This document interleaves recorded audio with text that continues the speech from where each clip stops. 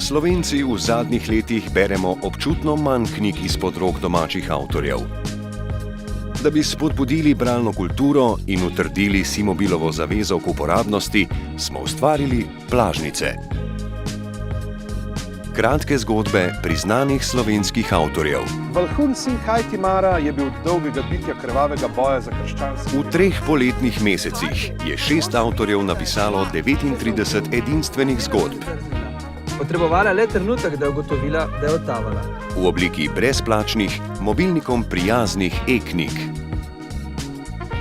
Med kampanjo so se sprehajališča v središču mesta spremenila v interaktivne knjižne police, kjer so mimoidoči lahko prebirali zgodbe s preprostim zamahom roke. Ljubljana je tako postala mesto, ki bere na vsakem koraku.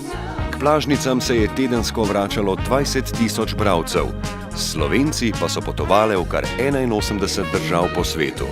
Najbolj priljubljena zgodba je bila prebrana 9268-krat, 9-krat več od naklade povprečne slovenske knjige, s čimer si je prislužila status knjižne uspešnice.